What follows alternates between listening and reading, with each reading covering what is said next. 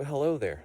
Yesterday I put a video out that showed me building a fire from scratch, including fire ring, gathering wood, and starting it with flint and steel. Now I thought today would be important for me to go over some important, I guess, guidelines, you know? I wouldn't call them rules because things vary depending on where you are, what part of the world, what part of the US for that matter, and what part of the state. So hopefully some important safety tips that I can give you, and some food for thought as well. I guess the first thing I could talk about is a little bit about the gear, or the stuff that you saw me using the other day. What you don't see is behind the background is my camera and my gimbal. But other than that, this is exactly what I brought down in the woods. One flashlight, you know, Sears Roebuck. It's not a sponsor, it's just a good flashlight. Pocket knife. Everybody should have at least 3. Something that was made a long time ago by Gerber. It's actually still pretty decent. A lot of their gear is not very good these days. The Gerber clutch is a nice lightweight multiplier that you can do a lot of things in the field with. And I was actually really impressed. For something so small, it does a really good job. Once again, these guys are not sponsors. I'm just putting them out there because primarily this has been stuff that I've relied on for decades. I mean, this little multiplier right here is like 15 years old. You know, another one, Cheapy, Ferro Rod, and Striker. This was brand new yesterday when I took it down in the woods. You can see what they kind of look like after you use them. And I'll show some techniques that will get you into a good place where you can use these and feel confident that you can start a fire no matter what. Important thing that you'll probably bring up is the bucket and the shovel. It's like, hey, I'm not going to take a bucket and a shovel down in the woods. No, you're not. Everything that I did with a bucket, you can do with a backpack, and you can also do with a sleeping bag stuff sack. And as far as a shovel goes, you should always have like a little plastic shovel or something like that in your camping gear. It's endlessly useful. You need to dig cat holes, possibly set posts, possibly ferret stuff out in between roots, or even dig things out in between mud and crocs and all sorts of stuff when you're down in the creek chasing bugs or bait, or even your dinner for that matter. Shovels are endlessly useful. Coming up with one that folds up and goes in your pocket. There are all kinds of different models in my area. The store that I go to get my gear would probably be the Great Outdoors Provision Store or Blue Ridge Mountain Sports. They don't sell these things. Those are just Lowe's buys and Tractor Supplies buys. The other very important thing that I think a lot of people forget right off the top, most important thing you can have in your camping gear is a pen and pencil. And the Tractor Supply sells little waterproof notebooks for farmers and a waterproof pen. And I think it's absolutely paramount that if you go into the woods, you have a notebook where you can write some stuff down, get your thoughts together on what you're building and what you need to survive, so you don't get scattered and just, you know, wind up burning more energy. I did a calculation yesterday on how much energy I burned up just building that fire. And the really interesting thing about it is it added up to about 3 cans of cola. So like 340, 380 calories. It was 35 minutes for me to start from beginning to end in one shot. Now, there's some stuff cut out of there and it's sped up and there's some music and things like that, but everything is done in one shot. Everything that I did in the woods was with what I had in my pockets. Just to show that you can walk down just about, on perfect conditions, just about anywhere and start a fire without any trouble. So with some of the gear notations aside, I want to talk about the legal ramifications of starting fires. Now, most states have fire bans. They have rules and regulations. Backwoods camping, you know, requires you to have a burn permit. Requires you to have backwoods permit. There's all kinds of different ways that the state can litigate you and control you, keep you from having a fire. But mostly it's done for safety reasons. Like, for instance, the one thing that I learned out in California is they have a fire ban everywhere, but, you know, if you bring a brazier, you go, what's a brazier? It's basically a fire pit, portable fire pit. out to the beaches, the park rangers won't write you a ticket. Why? Because you brought a grill. You bought a grilling apparatus. So that's something to consider when you're in the backwoods. It's one of the reasons why a lot of these vector torch stove kits are so popular, is because you can build a small contained hot fire in a very small location and not really get noticed and not set the woods on fire if you're careful with it. The other thing is you know, there are rules for people who are of a certain age. I think in my state it's currently 18 to buy a lighter. Not saying that's right, not saying that's wrong. It's just the rules. I don't want to see anybody get caught up, huge tickets, violations, anything like that. That's just, you don't need to pay them that money. You pay them enough taxes as it is. At any rate, so when it really comes down to it, be aware of what guidelines are already there. Do your research, find out what's going on in your area. Make sure that you have permission to do the things that you're doing before you get there and do it, because it could wind up being very pricey. Now, with that aside, all that boring stuff, let's get into the meat of the matter. Didn't see me set up in my video yesterday was an axe yard. Now, I don't have a ribbon up because there's no one really here to wander into my space. But you can see that I've got like 3 different stacks of wood, and I've broken some stuff up, and I've got some tinder and some tools out, that kind of thing. And that's kind of how you want to be. You want to set up close to your fire, but not necessarily in your fire, because people are going to want to sit around it. And the other aspect about it is, you know, I get questions from people who like to camp all the time. What do you think is better, a machete, an axe, a saw? Truthfully, they're all very good, you know, tools. Where's your comfort level? What do you feel like carrying weight-wise? This all varies depending on your type of trip and circumstances that you're under. Now, in a pinch, all of what I did yesterday, you can do with a Leatherman. Makes it a little bit harder. You have to use a stick to baton some of your wood in half, but it can be done, and it can be done in a pinch. And for those of you who want to include that in your EDC, I would consider that a good thing. Now, getting to things like EDC and bug out bags, I'm not a big proponent for bug out bags. I'm not a big proponent for EDC. The reason I say is because it programs a mindset of you're going to carry gear regardless. And I think that is kind of a way to work yourself into a trap. If you're always carrying gear regardless, then the gear is out and it's getting wore down. It's getting used. It's getting broke down. And there's a possibility that it may not be on you because you took it out of your pocket due to discomfort, bulk. Maybe it's pulling your pants down. Who knows? You know, so what I like to tell people is, instead of thinking of things as EDC carry and bug out bags and things like that, that maybe the concept should be less on running away and more on how life's lived. Every day I use that. Every day. Every day I use something like this little clutch here. I have a bigger Leatherman. It's a better tool for the job. It's a lot heavier. I use it for a lot of various different things. Everything from taking things apart to fixing electrical. It's absolutely paramount. I think every adult boy and every adult girl should always carry at least 2 pocket knives on themselves at all times, and possibly a lighter. With that being what it is, the stuff that I have here, I literally have 3 different ways of starting a fire. And you go, what? 3 different ways? I see the flint and steel, but the flashlight has got an 1860 battery in it.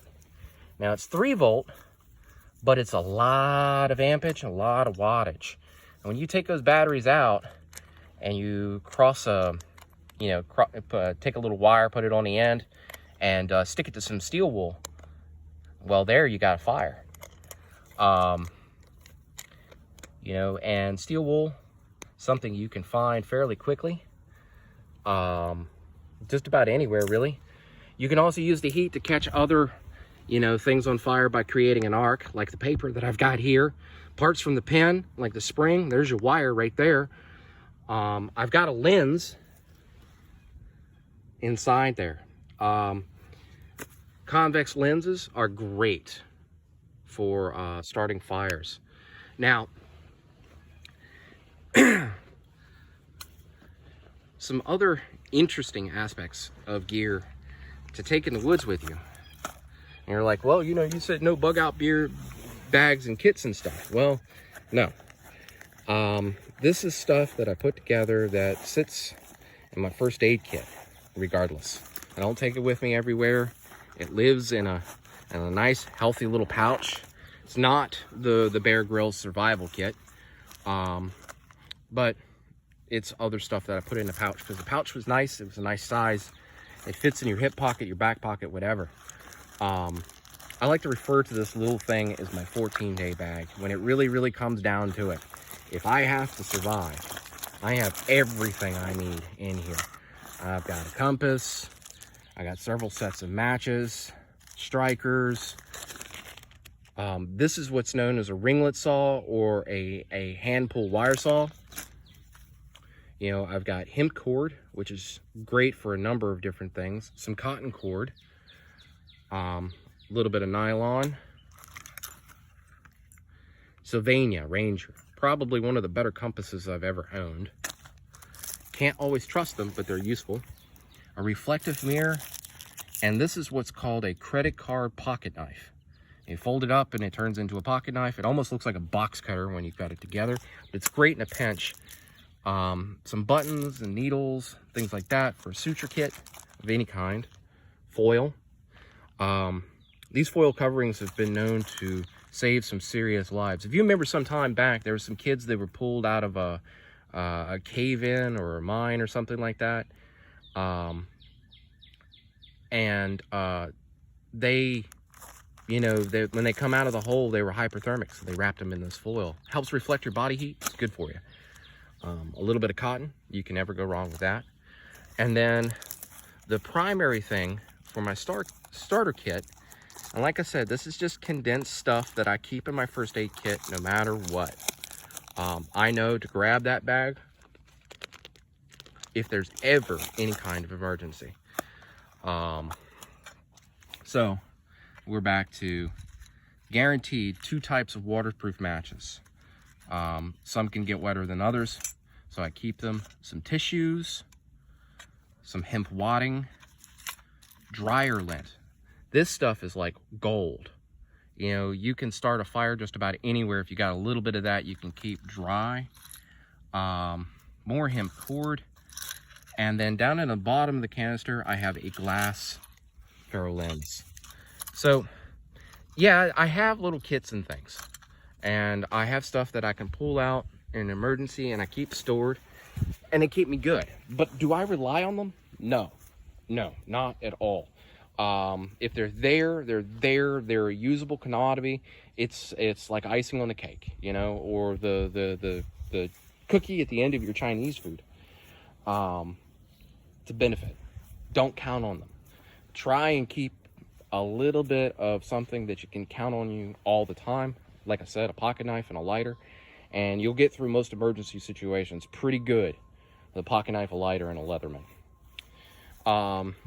Over here, my axe yard, saws and axes, machetes. I typically take a machete down in the woods, primarily because it's got so many uses. This is a Gerber machete. I don't remember what it's called. I picked it up for fairly cheap a while back, and I've used it. God, if I used it. It's got a nice little hook there so I can pick stuff up, an eyelet so I can hang it, nice long edge, a cutting hook there in the back, and a saw. I'm not terribly impressed with the handle. I've never been really a big fan of anthropomorphic handles. If you know anything about weapons and swords and stuff, you know exactly what I'm talking about. They're shaped kind of like a human. You know, there's some feet, there's a center part, and then there's like some shoulders and a head. But this, I swear by this tool. I'm a landscaper, I'm a gardener. I've been using these since I was a little kid. This was like one of the first things I won at a Pinewood Derby back when I was in Cub Scouts. And what it is it's a Felco 600, okay? This is a compact little saw with a nice grip. And these blades are ultra sharp. I can zip through a 4x4 in about 2 minutes. And you're like, 2 minutes, that's a long time. But yeah, that's a 2x4, maybe a 6x6, you know? Onto our wood. Generally, it's a good idea to gather large wood, small wood, and then some tender. I would leave this here, and then this is duff. Now, this can be the trickiest part about starting a fire. This I've got set out in the sun, so it's drying out real good. I could probably strike a match to it and it'd go up very, very quickly. And at the end of the episode, I'm gonna light another example of a way to stack your wood. It's gonna be called a lean-to fire. There are different methods that you can look up in various different books. It's pyramid, TP, log cabin, lean-to, jet hole. I mean, there's all kinds of different ways to build concealed fires, not so concealed fires, open fire pits, and things like that. I employed you to research. I'm just going to go with some keep it simple stuff, and with that, we can move forward. Now, yesterday you saw me sitting around and basically fooling with something pretty tight quarters, and one of my buddies pointed out that you can't really see what I'm doing. I'm going to show you what I was doing, and hopefully that'll bring some light, maybe firelight, who knows. Anyway, and give you a better idea of what exactly I was doing. Now, I spent a great deal of time yesterday kind of working, kind of balled up in a knot, doing this. And this is pretty simple. If you know anything about fire, right off the top, you know exactly what I'm doing. I'm making small tinder. I'm making something that I can flash the duff with. And you say flash. Well, okay, first off, wood doesn't burn, weeds don't burn, gas burns. Fire is a chemical reaction. And you're burning off the gas, and you have to bring up the material to temperature in order for it to burn. So it gets hot, it dissolves into gas, and then when it dissolves into gas, it flashes and you have an electron emission. That's the protons that you're seeing thrown off, and the thermal radiation that comes off the fire itself as you register as heat. Now, so you take this and you just scrape it like this, for the most part. And all those little tassels and whatnot, they come off, and you just gather them up into a pile. And if you got enough of them and you do this well enough, you will hit it on the first strike. Now, something that's commonly a problem in the area where I am, in Appalachia, is we get a heavy dew and we have a lot of moisture. It's about 70% moisture all the time, which is the opposite of the West Coast, really. And I'm sure that they're, very upset with their perfect weather all the time, even though it's dry and you can't live in it. I'm sorry, I'm a little partial to my mountains. But yeah, you gather all this up, and then with the moisture and whatnot, you take striker and you strike it to get it fluffy and bare and light and ready to go. This takes a little bit of prep time, and sometimes if you can get this stuff warm enough and get it dry enough, then the first heavy spark you hit it with will set your fire off in a big blaze. And generally, it's a good idea to have as big of a pile of this stuff as possible, so when you're starting, you're not winding up in a situation where you run out of your starter duff. You can call it tender, small wood, whatever. The other thing is when you do this, you can bind the duff up on the stick like so. See how I'm kind of creating these notches in the stick? You take the duff, that little bit there, and you put it in the stick, just like that. Well, you're like, well, what have I done? Well, you got a carrier for your fire. So you start your little spark here, you light it, and then you take it over to your fire and you get it going. This makes it really, really easy to keep a coal and an ember going as you transfer it to the fire itself. You can't really start a fire in a fire. You have to start an ember and then bring the ember over to the fire, and make sure that you're not knocking your timber around, you're not knocking your duff around and whatnot, and you can just bottle all that up into one spot. Now with those shavings and stuff, this is not necessarily a done deal. I mean, you seen me, I was 15, possibly 20 minutes. The fire making was as extensive as making the fire circle itself. But once I got all this stuff together and I put it all inside the fire ring and then struck it, it went. Optimally, no matter who you are, what you do, or how good you are. I've trained a lot of people. The best time I've seen for starting a fire from scratch is probably 15 minutes. And that's ideal. Like, I have prepped everything ahead of time and started. Me and my wife were kind of homeless when she got out of college. The way of the world, I guess, right? Get out of college, go on to your fortune. No, we're homeless. Anyway, the deal was that we had to put up in some interesting places and had to keep ourselves warm for 9-10 months. And one of the things I had to do is I had to teach my wife wilderness survival. And the only way that we got through it was she was willing to learn.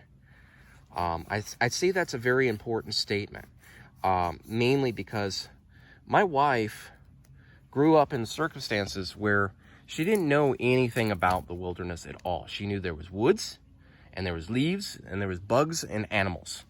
And she had her common biology stuff that everybody gets in high school, but no real wilderness education. And I'm not going to say that every girl is like this, because they're not. I have dated some tomboys that are better in the woods than me. They can outdrink me, outshoot me, outride me, be all kinds of out-redneck everything. Yet, on the other hand, I have known some very demure ladies, and very much ladies, where the extent of their education ends at the front porch line. Is that a bad thing? Well, everybody has blind points in their awareness. And it's good for us to just start learning wherever and add to the repertoire. If you don't get to it this lifetime, you'll get to it next, right? Another simple thing to think about is once you get your duff together, it is vastly important that you have a safety margin that's that, you know, if there were something to happen, say for instance a gust of wind, or your fire TP falls over, you know, you never know, depending on the size of a fire and the kind of winds that may show up, or whatever. Someone steps in a fire and knocks some coals out, something pops out. It's a good idea to have that bucket on standby with some water, just so you can put anything that blows out of your fire ring out before it decides to catch the rest of your nonsense on fire. This is vastly important, and not so much in the fact that I would think that people would have the common sense to be at least walking distance from some water when they have a fire, and they would have some sort of way of putting that fire out immediately. And I'm not going to determine whether people got enough common sense to consider that or not. But what I will say is that it is vastly important that you have that in standby when it comes to dealing with authority figures. Authority figures do not take it kindly when you try and set the woods on fire. That's arson. You can get in a lot of trouble, and people can get hurt, people can die, people can lose hundreds of thousands of dollars, if not millions of dollars, because of a wildland fire, because you decided to go start a fire, smoke a cigarette, and pass out with a beer in your hand, or whatever. I say that because that's like the ultimately unresponsible thing that you can possibly hear that's happening in the woods. That typically happens more than a lot of people would want to recognize. You go to a campsite, it's a campground, you're tired, you've had your food, the fire's still burning. At the very least, you've got a pail of water there, so you don't have to run for the hose. And the same thing goes if you're in backcountry. 10 hours a day, 18 hours a day, walking with a 100-pound pack on your back, it's tiring, it's exhausting, it's hard. It's easy to forget about your situation. and what's going on due to your own needs screaming at you. Now, because they're screaming at you doesn't mean that you need to ignore them either. So with that, in accordance, I say, make sure you have some sort of precaution of putting the fire out, at least 2 sources of putting the fire out. If you're somewhere a little more sedentary, like home, have a fire extinguisher somewhere nearby, like in your house, where you can run to and get it in about a minute, and a bucket of water or a hose. There are several different types of fire. I can get into that, you know, electrical fire, chemical fire, metal fire. And they have different ways of being put out. And with that being what it is, I don't think that's necessarily as important right now. Just like I could talk loads about, tools, knives, all stuff like that. Now, excuse the movement a little bit. I decided that it was a good idea to move my operation. I'm setting up next to my do-it-yourself fire ring so you guys can see me set this up in real time with no time lapse. Every successful fire circle has a couple of key elements. One is a hardened bottom. I need a hardened bottom. Well, why is that important? Well, I put rocks at the bottom of my fire circle because I had noticed something while camping. Moles and voles and rats and things like that, they have a tendency to build nests in places that they're secure and they're not going to be messed with. And then you pick a secure, not messed with spot, and you bring onto it something that it wasn't expected. So with that, you have a possibility of a fire that can get out of control. The other possible concern with this is that when you start the fire, that the fire can bleed out of the rocks and throw hot embers various different places and create a fire for you that you don't want either. Ultimately, this help closes off the environment. The other nice thing about having rocks on the bottom of your fire circle is when you go to scoop these out, these are kind of important to backwoods camping. You go, ash, what am I going to do with ash? Well, the great thing about ash is the ash itself, the white stuff, you use it to cover up when you go into the bathroom in a cat hole. And I'll talk about what cat holes are later, and latrines and things like that. And this is actually considered acceptable methods of treating waste and covering waste. The idea is you dig a 12-inch hole by 12 inches, you go number 2, go number 1, and when you're done, you put a layer of ash on the top of it. What it does is it keeps the flies out, and it starts breaking down the bacteria so it can compost. The various microbes and things can eat it up the way it needs to. Now, the black bits, they're even more important. This right here is everything with being ready. I say that because if you take this charcoal here, and this is when it's black like this, and you put it in a bag, and you put it with some moss. Moss has iodine in it naturally, and the charcoal has already been activated. It's got lots of crevices and stuff in it, and if you put this in a bag or a bottle to some extent, you've got a water filter. And when I say water filter, I mean you can purify even viruses out of water using this method. 2 inches of moss, another 4 or 5 inches of charcoal, and another 2 inches of moss. You pour your water right through it. It'll even come out fairly clean looking. Run it a couple more times to get sediment out because the sediment's bad for your kidneys. But either way, you've got clean drinking potable water. Will this get chemicals out? No. But viruses, biologicals, yes. No cysts, no parasites, no nothing. It'll all get trapped, and you will be a lot better for it. So let's start from the beginning. I've got myself some straw right here. Just come out of the field near my house. I ball that up a little bit. Take some sticks. Now, they don't have to all be the same thickness all the way across. And you want to put some on the inside as well as on the outside. Get your little wood as closest to your straw as possible. Try and build it up in a way where there's plenty of air, because you need airflow. Remember I said fire as a gas. You know, it starts as a gas and then it ignites. And if you are busy trying to light the wood, you need to get it warm first. That's a smaller tinder with a lower flash point. So you just start adding little bits. Keep adding little bits till you get exactly what makes you feel comfortable as far as what will start this fire.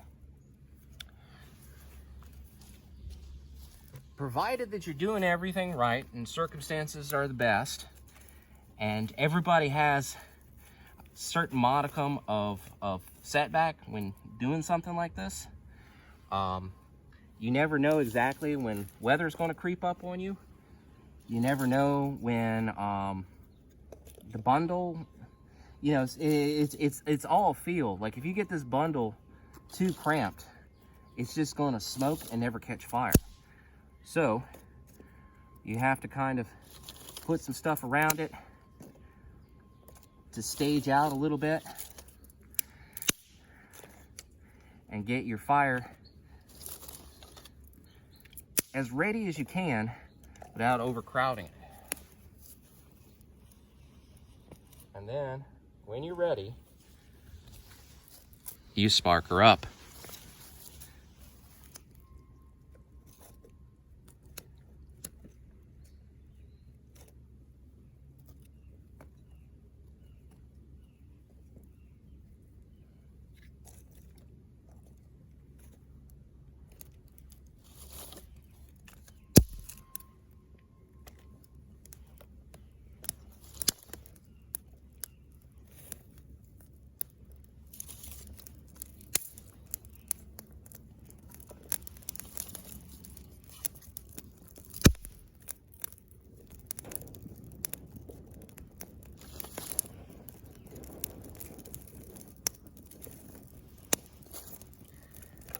Now, like I said, under ideal conditions,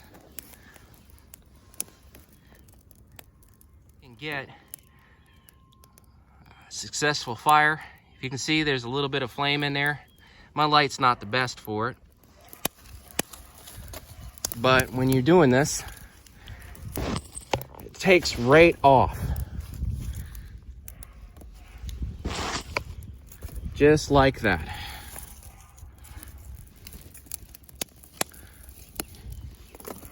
And you just keep upstaging your wood to the size of your fire. Now, I pointed this one out because it's a really good way to start a fire. Say, for instance, you've got a little mess kit or something like that. You can set it on that big log.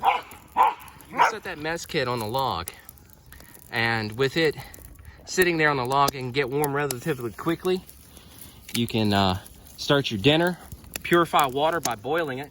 I recommend when you do boil it that when it reaches a standing boil for about 2 to 3 minutes, 5 minutes at the most, you are in good shape. Oh, by the way, don't worry, that siren that you hear in the background, that's not them calling the fire department on me.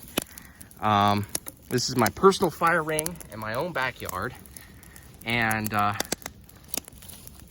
this is not big enough nor dangerous enough for them to be concerned about. Besides, they're generally aware of when I'm going to do something like this anyway. It's a good policy for you video makers and explorers out there that if you're going to be playing with things like this, to notify the authorities when you're going to build a fairly large scale fire. They appreciate it a lot more. Instead of having to show up, you will definitely get charged if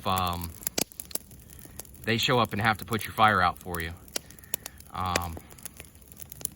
And they're never appreciative to wasted calls. To go over things pretty quickly, one, you want to make sure you have a safe environment, clear, you know, better than 2 arm reaches away from your campfire ring of burnable material. for the exception of your wood to keep it going. Next is to have a reliable spark device, whether it be a lighter or something to that effect. 3, make sure your axe yard is safely away from the others around your camp, where you're not likely to hit them, tree limbs, or animals for that matter. And then, most importantly, be patient and prep. You saw that it took me a few minutes to prep this all out. I grabbed everything immediately as I was making this video and prepped it as you were watching and listening to me. Being that this is what it is, situations aren't always ideal. You can't just reach in with a lighter and light it and expect it to take off. Practice makes perfect. And practice for adverse conditions if you want to get that good. Should everybody? Sure. Why not? It's one more thing that you can put in your bag that doesn't weigh you down. If anything, it moves you forward. I hope that this aspect is enjoyed.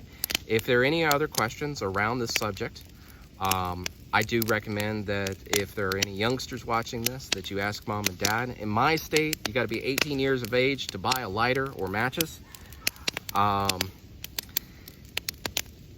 Other places, I'm not so familiar with. So practice with your parents. Get your parents' permission. If you like it. If you haven't subscribed yet, subscribe it. And click a little icon on the bell that notifies you when a new video comes out. Thanks a bunch.